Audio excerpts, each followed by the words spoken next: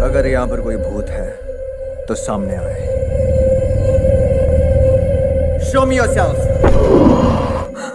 तो दोस्तों Z5 पर एक और science fiction thriller web series Bhanwar release हो चुकी है, जिसे डायरेक्ट किया करणवीर बोहरा ने। और इस सीरीज के थ्रू ये इनका डायरेक्शनल डेब्यू है और इसमें लीड रोल में खुद करणवीर बोहरा और प्रियंका बैनर्जी हैं। करणवीर इसके पहले हमें एक और वेब सीरीज द कसीनो में भी नजर आ चुके हैं, जो कि कब आई और कब निकल गई लोगों को पता ही नहीं चला। अब देखना यह है कि ये वेब सीरीज लोगों को पसंद आती है या नहीं। तो दोस्तों आज के इस वीडियो में मैं रिव्यू करने वाला हूँ Z5 पर रिलीज हुई वेब सीरीज भंवर का। तो आखिर क्या है इस वेब सीरीज में खास, जिसके लिए आपको ये सीरीज देखनी चाहिए भी या नहीं, जानने के लिए इस वीडियो के एंड तक जरूर देखिएगा। तो दोस्तों मैं हूं आपके साथ अखिलेश वर्मा और आप सब देख रहे हैं मेरा यूट्यूब चैनल मेंटोर वर्मा। तो चलिए दोस्तों बिना टाइम वेस्ट किए शुरू करते हैं।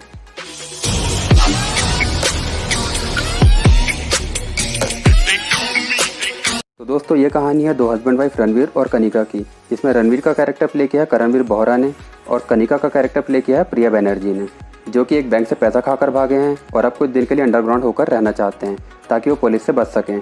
तो इसके लिए वो एक फ्लैट खरीदते हैं और उसी में अपने लॉन्ग टाइम तक छिपे रहने का प्लान बनाते हैं। लेकिन फ्लैट खरीदते टाइम उनकी हाउस सेलर और उसके एक भाई से पहचान हो जाती है और उस हाउस सेलर का भाई कनिका का बॉयफ्रेंड भी है, यानी रणवीर की वाइफ कनिका उसे धोखा भी दे रही है ताकि वो सारे पैसे छीन कर अपने बॉयफ्रेंड के साथ भाग जाए।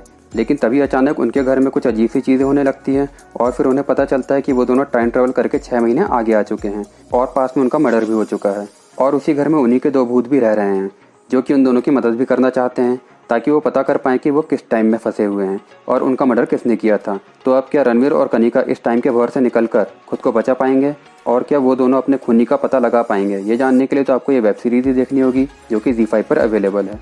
इस वेब सीरीज की सबसे अच्छी बात यह है कि इसकी स्टोरी काफ़ी फास्ट फॉरवर्ड रखी गई है और इसके बावजूद भी वो हमें पूरी तरह से समझ आती है, जो कि हमें बिल्कुल भी बोर नहीं होने देती। इसके टोटल 8 एपिसोड हैं, जिसमें कि हर एपिसोड लगभग 9 से 13 मिनट का है, जिसे आप आराम से 2 से 2.5 घंटों में देखकर ख़त्म कर सकते हैं, जो कि एक फिल्म भी बन सकती थी।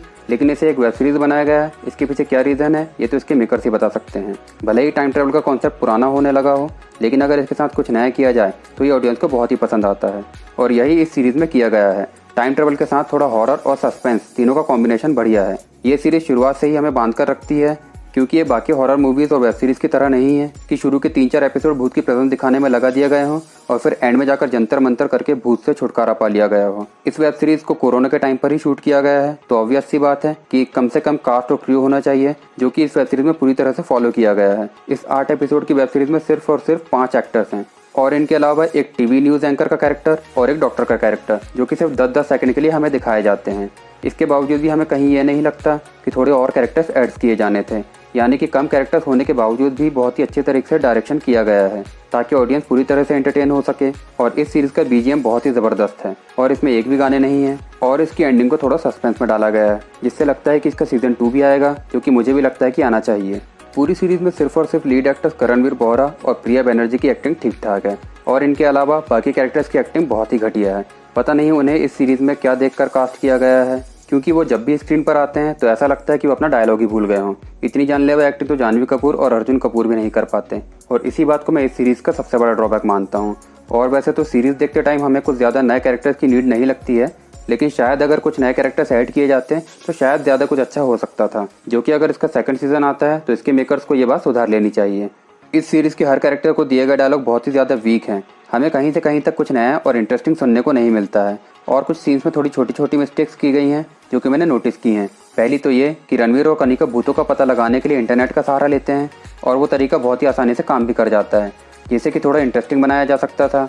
और दूसरी बात ये कि इस सीरीज़ की कैटेगरी है साइंस फिक्शन, जो कि सीरीज़ में टाइम ट्रेवल के कॉन्सेप्ट के थ्रू दिखाया गया है और उसी चीज़ को ढंग से एक्सप्लेन नहीं किया गया, क्योंकि जब भी आप इस तरह के टॉपिक को चूज़ करके कुछ अच्छा कंटेंट बनाने की कोशिश करते हैं तो आपकी ये पूरी ड्यूटी बनती है कि आप उसे पूरी तरह से एक्सप्लेन करें कि वो पॉसिबल कैसे हुआ, ताकि ऑडियंस उसके बारे में पूरी तरह से जान सके और स्टोरी से कनेक्ट हो सके।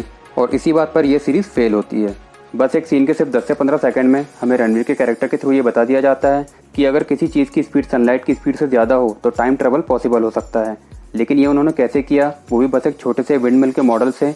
क्या उन्हें उनके भूतों ने फ्यूचर में बुलाया था या फिर ये सब कुछ अपने आप ही हुआ? ये हमें कहीं से कहीं तक एक्सप्लेन नहीं किया गया है। तो दोस्तों मैंने अपनी तरफ से पूरी कोशिश की है आपको इस वेब सीरीज़ के बारे में बताने की।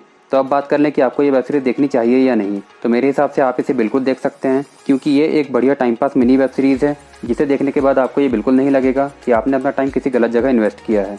तो दोस्तों, आप सभी को मेरा ये वीडियो कैसा लगा आप मुझे कमेंट सेक्शन में बता सकते हैं। और अगर आपको ये मेरी मेहनत ज़रा सी भी पसंद आई है तो मेरे इस वीडियो को लाइक और मेरे चैनल को सब्सक्राइब करना बिल्कुल भी ना भूलें, ताकि मेरा कॉन्फिडेंस बना रहे। Thank you.